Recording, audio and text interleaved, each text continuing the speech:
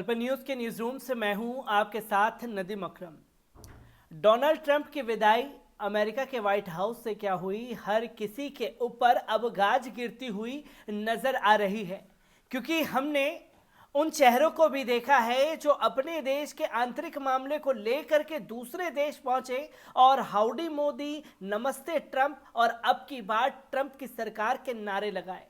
ये तो बात हुई देश के प्रधानमंत्री की, और किस तरीके से रवैया जो बाइडेन सरकार का अमेरिकी सरकार के साथ चल रहा है, इसकी भी तस्वीरें लगातार सामने आती गई।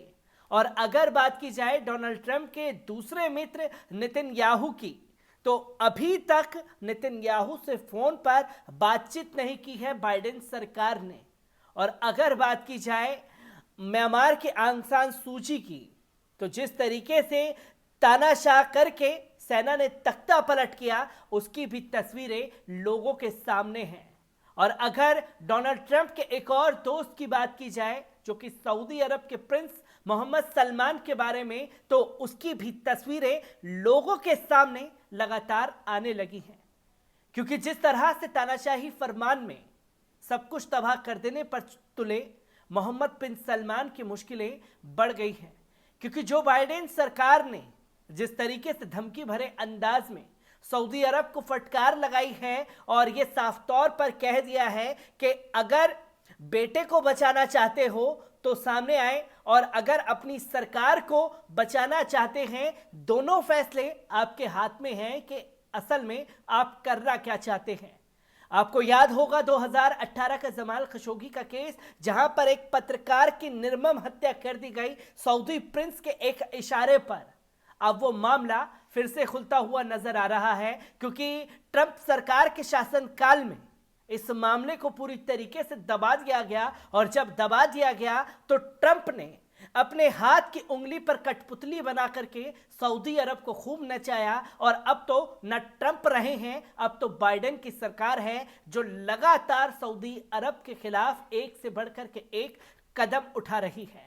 और इस बार तो ऐसा झटका दिया है सऊदी अरब सरकार को कि प्रतिबंध लगाने तक की मोहम्मद बिन सलमान पर मांग करती है और बिल पारित करवाया गया है। आखिरकार पूरा मामला क्या है, एक बार इस पर भी नजर डालते हैं। सऊदी अरब और अमेरिका के आपसी रिश्ते अब ट्रंप दौर से आगे जा चुके हैं। ट्रंप के रहते अमेरिका ने सऊदी अरब को अरब मुल्कों के खिलाफ इस्तेमाल किया और दबाव बनाकर इजराइल को तस्लीम करने के लिए मजबूर करता रहा, जिसके नतीजे में कई अरब मुल्कों ने इजराइल को स्वीकार कर लिया था। अब जो बाइडेन ने अमेरिका की सत्ता संभाली हुई है, जिस जमाल खशोगी के कत्ल की रिपोर्ट ट्रंप ने दबा के रखी थी, बाइडेन ने उस रिपोर्ट को करवा दिया है। रिपोर्ट जारी करने से पहले बाइडेन ने सऊदी किंग मोहम्मद सलमान से फोन पर बात करके सीधे धमकी दी कि या तो बेटे को बचा लो या फिर अपनी हुकूमत को।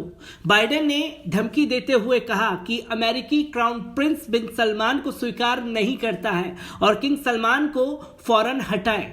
अमेरिका के इस कदम से सऊदी अरब की हुकूमत के सामने बड़ा संकट पैदा हो गया है। ऐसे में जानकारी के मुताबिक किंग सलमान ने तत्काल तुर्की के राष्ट्रपति रजब तैयब अर्दोगान से फोन पर बात की। बता दें कि जमाल खशोगी की पत्नी को एर्दोगन बहन मानते हैं और वो उनसे बहुत प्यार करते हैं। किंग सलमान चाहते हैं कि तुर्की सऊदी अरब के ऊपर आई इस मुसीबत में मदद करे। किंग सलमान ने तुर्क राष्ट्रपति से कहा कि वो ईरान के साथ जल्द से जल्द सऊदी अरब के रिश्ते बहाल करवाने में मदद करे। सऊदी अरब को मौजूदा मुसीबत से रूस और चीन बचा सकते हैं। सऊदी अरब की हुकूमत के एक बड़े मंत्री ने पाकिस्तान की हुकूमत और सेना से संपर्क कर कहा है कि पाकिस्तान सऊदी अरब और चीन के मामलात हमलावर करवाए।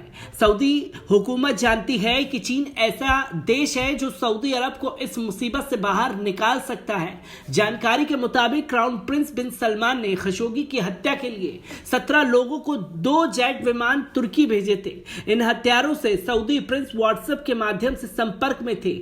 एक व्हाट्सएप को इजराइल ने इंटरसेप्ट किया तो वहीं वॉइस मैसेज, तस्वीरों, संदेशों और वीडियोस को हासिल कर लिया था।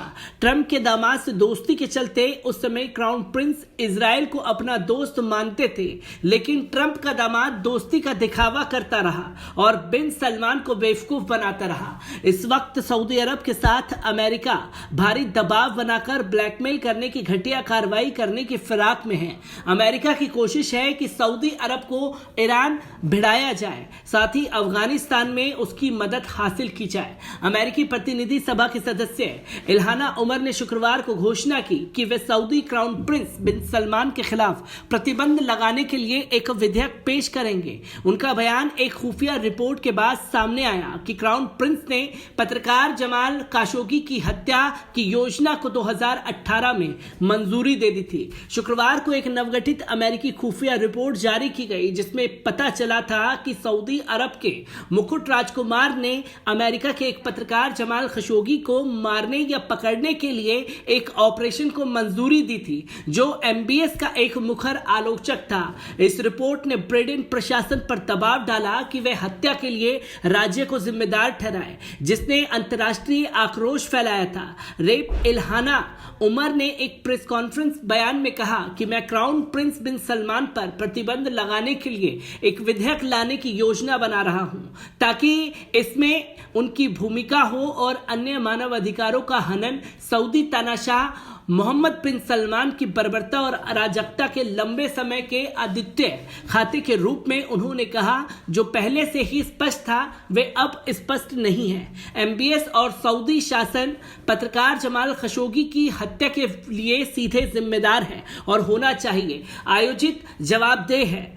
उमर ने क्रूर हत्या को कवर करने के लिए पूर्व राष्ट्रपति ट्रंप को भी बुलाया।